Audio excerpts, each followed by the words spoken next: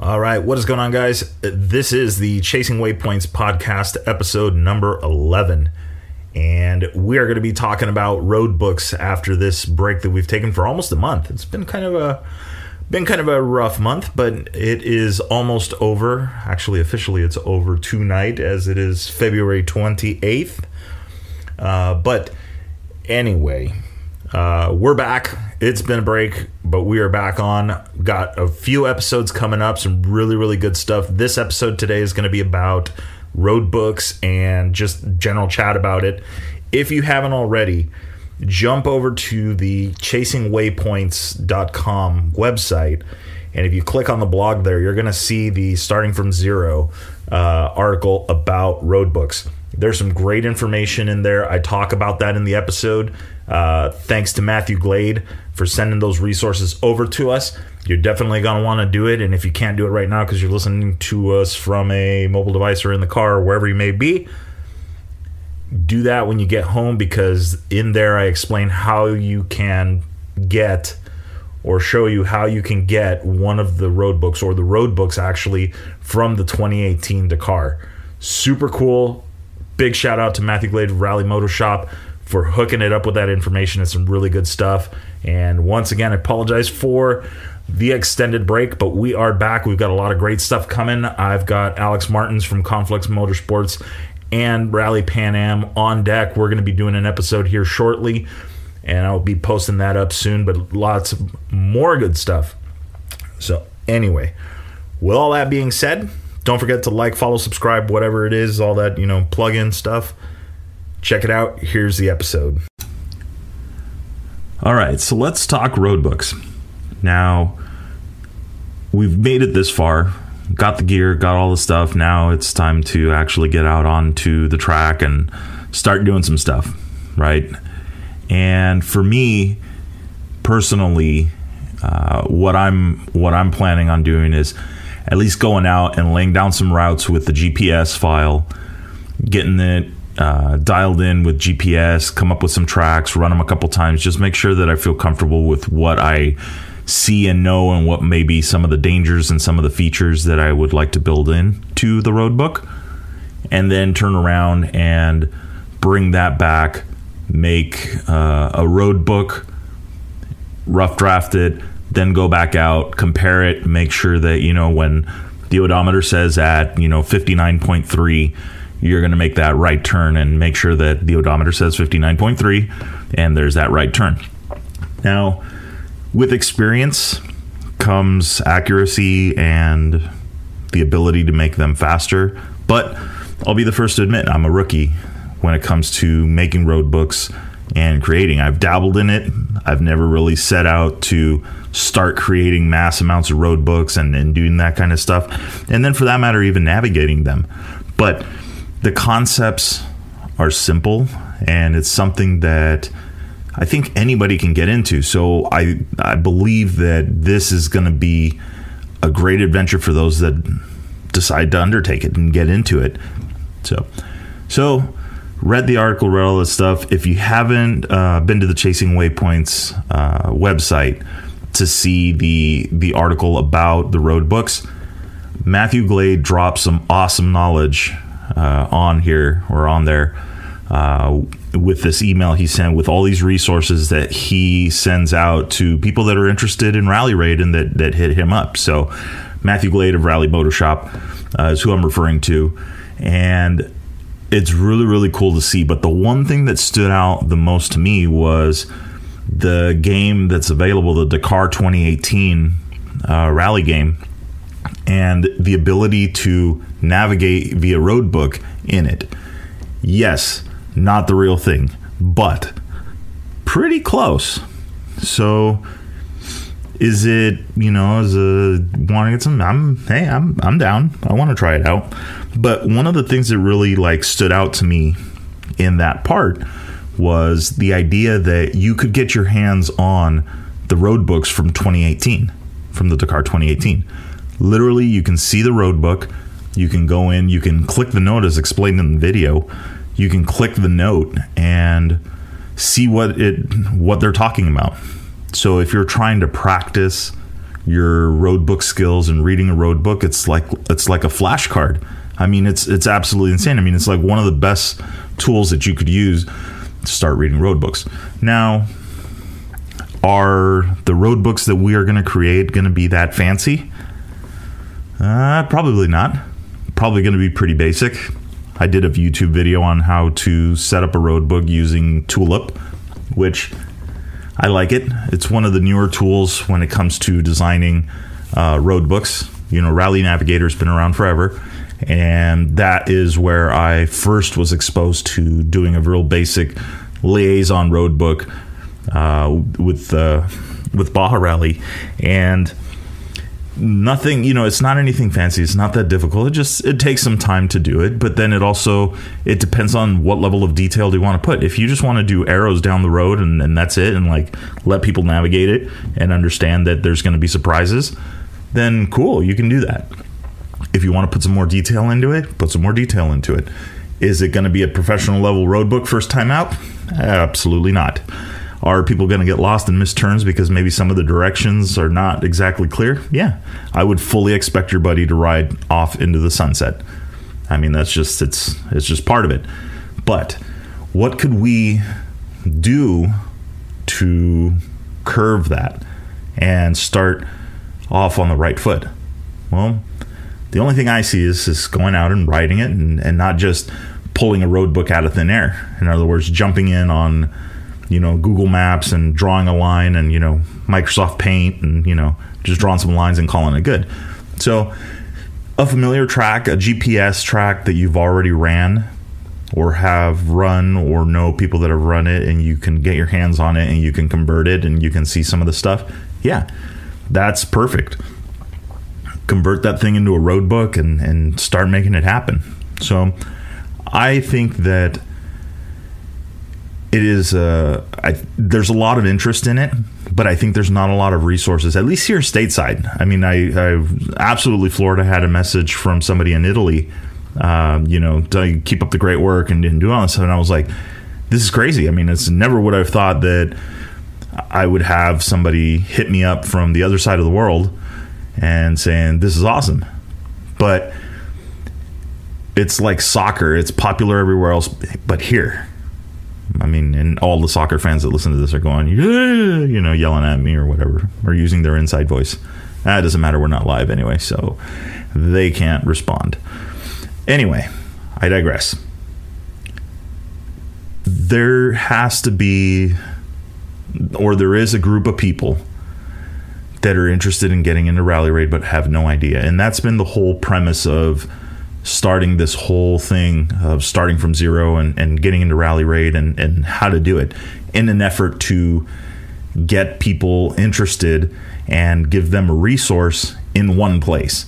So you can go from zero, not knowing anything about Rally Raid, and work through the steps and get it going. Well, the easy part is pretty much already done. The hard part is okay, well, how do I practice? What's it going to take to practice?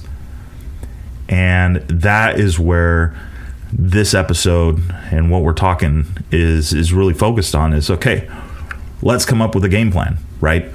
Let's not worry about making a super fancy, super detailed Dakar rally, 10-time road book rider of fame and fortune and whatnot, and expect the Toby Prices, Matthias Wagner, all these guys, from the big names, the big wigs, the A squad in rally, and expect them to be happy with the finished product. That's not what we're after. What we're after is just creating some basic road books to get you down the road. So the plan and what I propose is, go out and ride.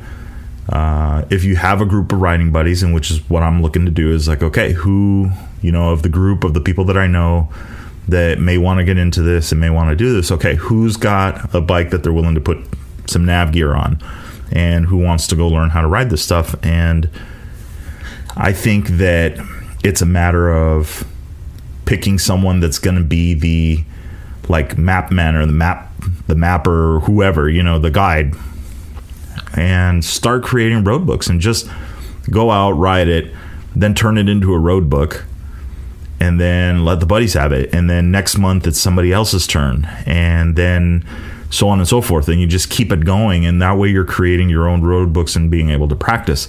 Now, coming soon, there's going to be a bunch of schools and stuff that you can do with, if you haven't heard the podcast already with Skylar Howes, which was episode number 10, there was some really good knowledge in there, and he really talks about his Dakar experience, and I think that is like priceless. I mean, you don't really get a chance to talk to people, and you get to see the 10-second clips and the interviews and stuff like that, but nothing really that goes in depth to what the experience has been and what it is from the other side. I mean, hats off to Skylar being fully committed and saying, I'm going to sell everything because I am going to Dakar this year. And he went and he did that and placed and finished and did everything that, was on the checklist. So that takes a lot, and that takes a lot of practice. And I know that he's ran Sonora Rally. I know that he's ran Baja Rally. I know that they practice books. I know that he's involved with Mason Klein. I know that they are doing rally school coming up. I haven't gotten any further details on it, but I'm hoping that we start getting some details out of that camp soon. But there's going to be chances to go out and practice and travel and do all this stuff. But in the meantime, what do we do that's going to help grow the sport and do that? And I think that it's making the stuff available, picking buddies to go ride it and do it. And, I intend to create road books, basic road books, post them up on the Chasing Waypoints site. It's not going to be anything fancy. It's just going to be something basic. But what I want is that if somebody is in the San Diego area or in the Imperial Valley area or travels to that desert down there, I affectionately call Plaster Shitty, will they have road books that they can use to navigate and do some stuff? And yes, that's what I want to do to help grow and help get that stuff out. And so how, like I said, well, I just got to go out and ride it, go out, ride it, and create the road book. I harp on that because there's a couple things that I've noticed and seen, and it comes in the way of working with Mike from Rally Comp and waypoint placement and doing the, not the actual mapping of it, but having to occasionally place a waypoint, move something, or type something in order to make sure that the waypoint is in the correct spot. And the reason this all connects is because there is a inherent inaccuracy in the maps that you use to create road books. So sometimes if you go in and you create it 100% blind, meaning you've never had tires on the ground and never rode it and never tracked your route, you may use the image, the satellite image, to navigate this. Well, that's not that big of a deal, except the kilometers at the beginning maybe aren't so far off, but as you get towards the end of the road book, because you've been moving the line, and anytime you move on these programs, anytime you move the line between one dot and another dot, or one marker and another marker, it can increase the kilometers. You can drag it way, way far away, and it starts calculating that line. And so if you imagine a peak, if you draw that peak instead of just drawing a straight line across, now you're going from a line that's you're going from a point, you're going to go up this peak, travel those 2 kilometers, and then you're going to go down that peak and travel those 2 kilometers, and then you're back on track. Well, if you move that slightly and you keep making adjustments like that, by the end of the road book, the mileage and what you're doing could be off. And so I think that it's very important to go out and actually ride them. Not only that, but then also if there is something that's gnarly and there is something that is a danger, I know that the desert changes and things happen and all that stuff, but you want to do your best to at least curve that and make sure that you're not going to put people at risk or worse or not, is get people lost. You want to try and create a tight road book, something that is easier to follow along and doesn't have all of these inaccuracies. Now, I'm going to make mistakes. Make mistakes. I mean, you're not going to learn unless you make mistakes. Just like when we go navigating, I fully intend to ride off into the sunset when I start navigating Roadbooks. Absolutely. It's just going to happen. There's no two ways about it. There's going to be an instance where I'm going to worry about my gas mileage because I thought and it lined up and it lined up and it lined up, and then all of a sudden it doesn't. And now you got to go all the way back and figure that out. So there's a video that kind of shows that. Also is another resource from Matthew, and I've seen this video a few times, and it's kind of been circling around the internet. But it's a rider, and he's showing the navigation, and it's really cool because I have the trip meter in the bottom corner. He's showing the roadbook notes, and then you can see in the video how it's lining up. And towards the end, you can see where he gets lost and how he retraces his steps, resets the odometer, and gets going again. And it's not that hard, and it really makes it look simple, and you start to realize, well, wait, this isn't that big of a deal. So I could probably make a road book. I could do this. This isn't that hard. It's time consuming, and I mean, it's horrible. You get to go ride your motorcycle, in the desert and go see things. So, why not? And that's, to me, like, that's the whole experience. Getting into this whole thing as an adventure. Skylar mentioned it in the episode. It's going to have that proper mindset. It's like, I just want to go out and be on this adventure and go out and have fun and just go out and survive this thing and just go out and do it. And the rest falls into place naturally. You can see it in his riding. He's just got this fast flow. I mean, just going. And I can only imagine the smile under the helmet, So why can't we get a piece of that? Why can't we go out and do that? There's nothing really holding us back. You just got to get the equipment. So get the equipment, go out, start making some road books, and go out and effectively get lost, And that's, I think, the whole, like, thinking about it and in a way of, like, why would you get in? Why would you even want to do this? And I go, well, because there's all the stories you get to tell your buddies and all that stuff, and it's not about who rides the fastest. I mean, literally, you could blow a corner. You're going to ride that road 2 minutes down, and then you're going to have to come 2 minutes back. Well, your buddy that was 5 minutes behind you is now a minute behind you, and now he can see you. And now you guys are, BSing about that later and whatnot, or he got ahead of you. How did you get ahead of me? Whatever it is. I mean, it's, in the end, it's like one of those things, like, there's just so much coolness to it, and you can make it a treasure hunt. You could go out and have fun. If you don't have necessarily a waypoint management software or something where you can manage waypoints to verify that somebody went through it or validate it or however you want to call it, make it like a geocache. Pile up some rocks, I wouldn't say put up sticks or put up markers or anything like that. The idea is, at least keep this semi sort of eco-friendly. But it's just a way of doing this so that people can get into it and you can go out and have fun and have an adventure and do this kind of stuff. And there are things out there that do it. I mean, LA Barstow to Vegas, they could give you a roll chart. You could do the stuff on a roll chart. So that's not bad. So there's some practice. And then you think about, like, okay, well, going back to the schools thing, you've got Rally Pan Am that's going to be doing schools. You've got Skylar and Mason going to be doing their schools. Sonora Rally does schools. Baja Rally does schools. Like, I don't want to race. Okay, well, go do all of these schools. And what are you going to get to see? You're going to see Utah. You're going to get to see Colorado. You're going to get to see Baja. You're going to see mainland Mexico. I mean, that's horrible. Why would you ever want to do that? Why would you ever want to travel to those places? And I hope the sarcasm comes through on that, because I'm totally being sarcastic. But why not? And find the bike, find the beater. My friend Travis, every single Sunday, scored a YZ 426, and told him I want it, and he was gonna flip it, but he graciously said, you know what, I know you've been looking for a bike for a while, here you go. and, you know, sold it to me for what he got it for. And now it's sitting in the garage, and like any true money pit,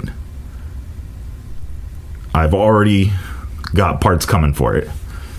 And the idea is like, well, wow, here's a bike that I could quickly set up to go run some Roadbooks on, and then or create them, and done. End of the story. I'm out there riding. You know, if you haven't seen the YouTube channel, his YouTube channel, every single Sunday, I highly recommend it. There is a lot of cool stuff on there. He's always doing a lot of like hard enduro type riding and just traveling around and doing all of this stuff. I believe this weekend they're out on Royal Enfields, going the hard way to Utah or somewhere like that. So definitely worth a check out. But I mean, that's it. I mean, it's not a fancy bike. I'm just going to make sure that the thing will log some miles and it's mechanically sound the best I can, and then just go out and ride. And I think that it's the same for everybody. If you've got it, okay, cool. Now go see Matthew, you know, or jump at rallymotorshop.com and pick up some nav gear. Don't get the fancy stuff. You don't have to go super fancy, you know, and just go start making Roadbooks. I mean, why not? You know, I think that, again, it's a new adventure. It's a new thing, and it's not a sprint race, and it's not anything like that. It's just something else to do on a bike. And even if it's the same old trails that you've ridden,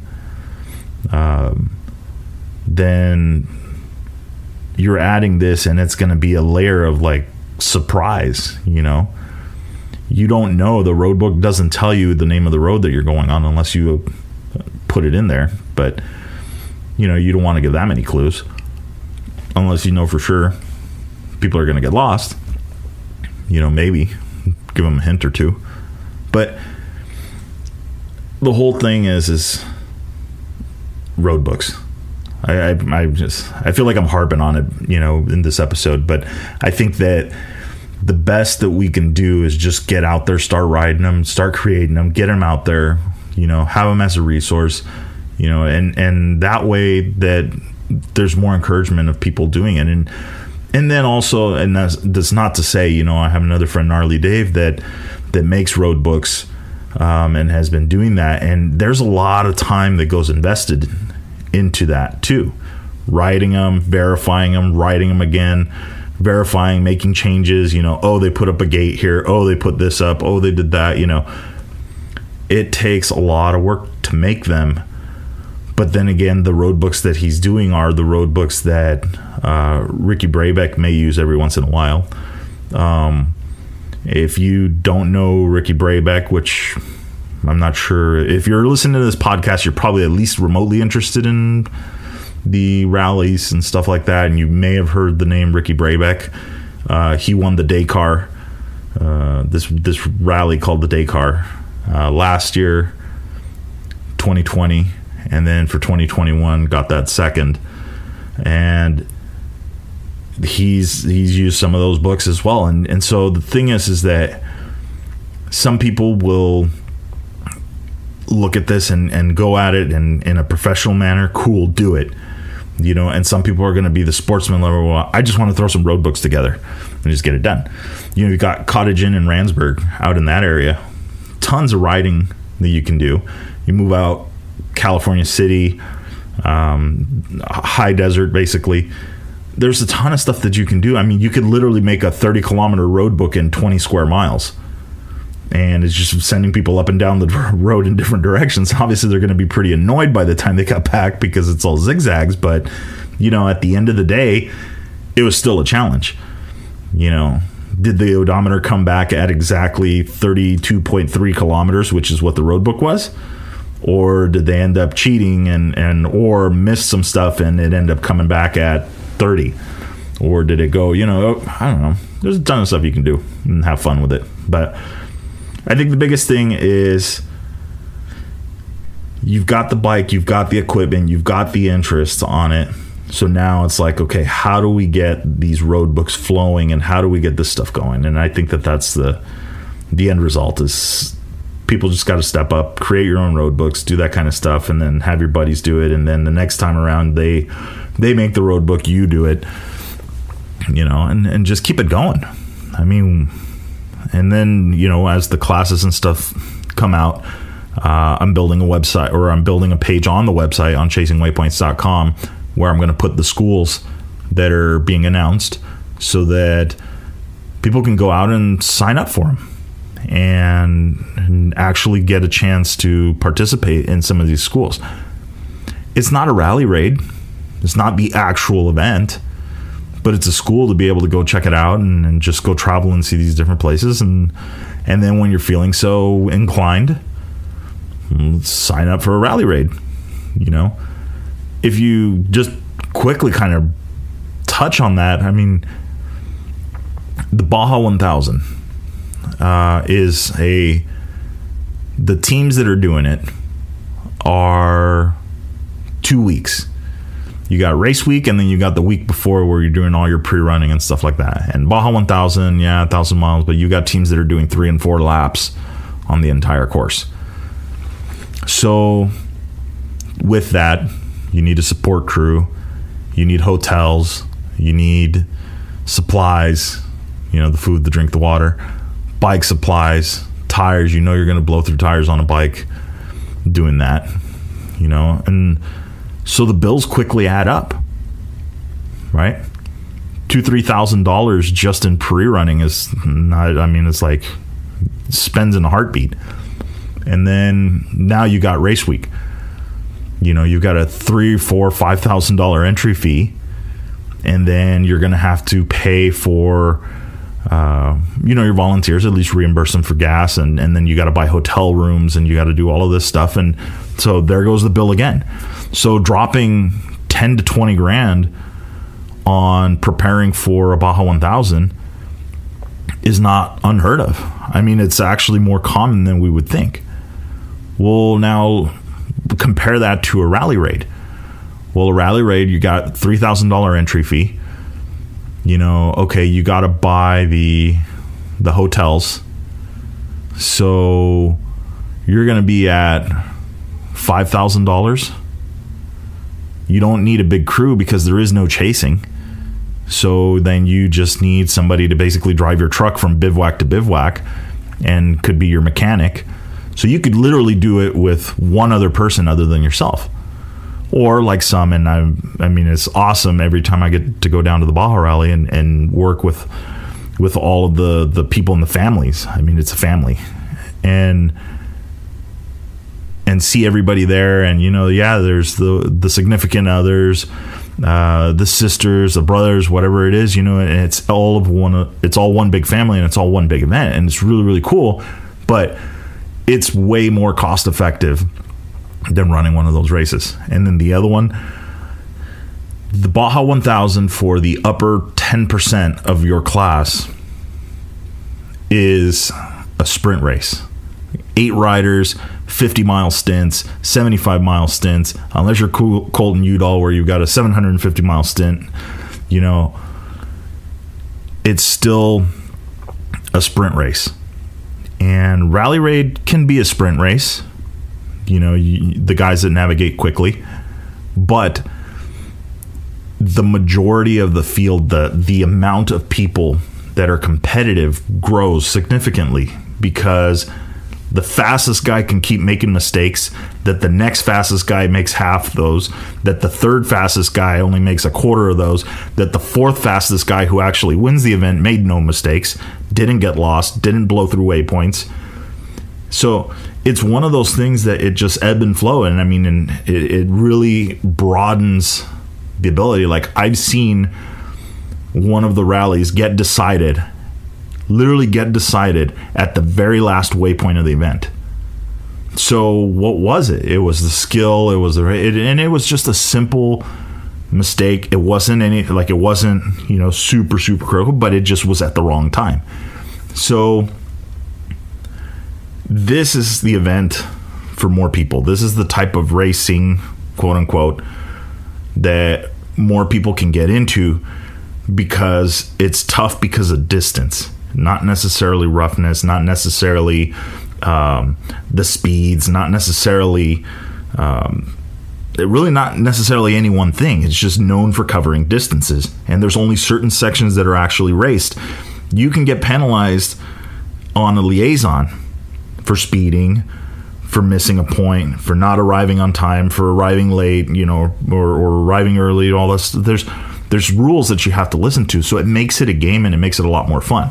So I don't want to preach and discourage anybody on that, but I think that if you go back and just look at okay, I want to go out and I want to do something different. I'm tired of riding in the same area, and if you're in California, that riding area is getting smaller and smaller and smaller every year. I want to go ride. I want to go check this out. I want to do this differently. Well, here's another way of doing it. Now, those are your 450s, your 690s, your 250s, and you want to put your dirt bike stuff on there. Well, I also, switching to the adventure side of it, is with the big adventure bikes.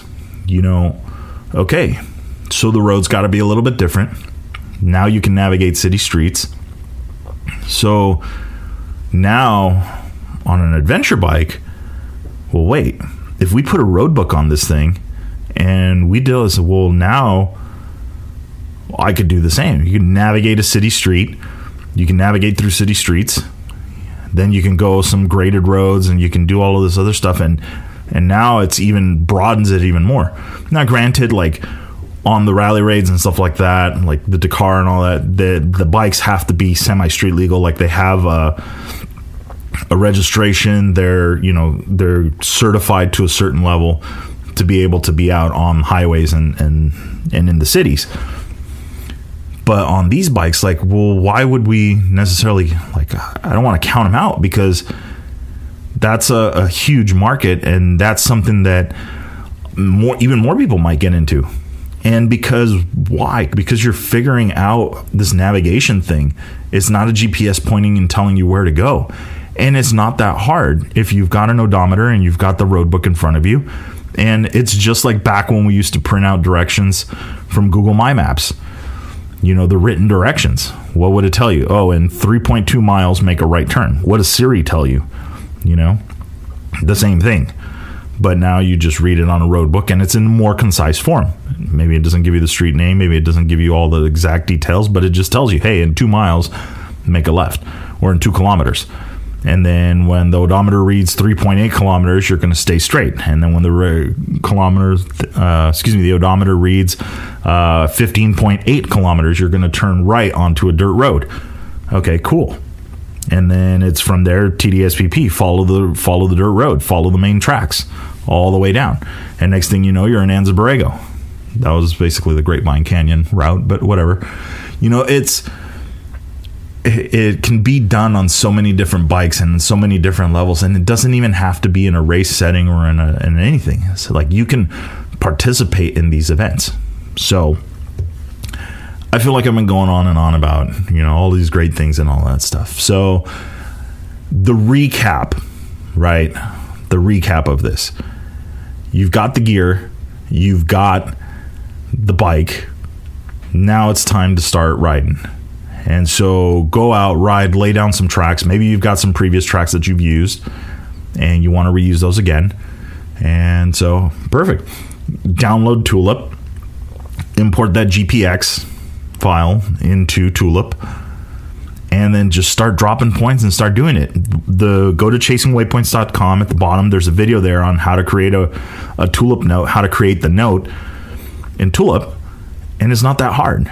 And you could put as much detail as you want, or you can leave out as much detail as you want. And now do that. You've got a road book, and now you've got something that your buddies can go out and navigate, and that people can go out and do. And that's it. And then what do? Rinse and repeat. Do it again. And then you keep doing it. And then eventually you just get better at it and you start putting more detail into it. And next thing you know, the group of friends that are into this is even better. And the side bets and the campfires and all the other stuff that goes along with it just continues to grow. And so we have to start somewhere. And we have to do this because financially, I don't think it's feasible for everybody that wants to participate in a Baja race to do so. Once you start seeing what the costs are and all that stuff, it could be very detrimental, or it could be very off-putting to a lot of people. And especially if you don't have the crew. And if you don't have the crew and you want to go, you could do that. You can sign up with various companies that will rent you a motorcycle, that will charge you for the spares, that will do all of that stuff, but it's just the money it just exponentially grows.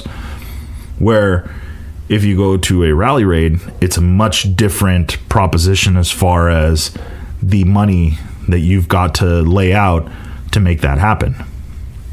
So rewind all the way back to the Scott Bright episode, and he talks about, you just want a solid bike that will do it. You need the gear on it.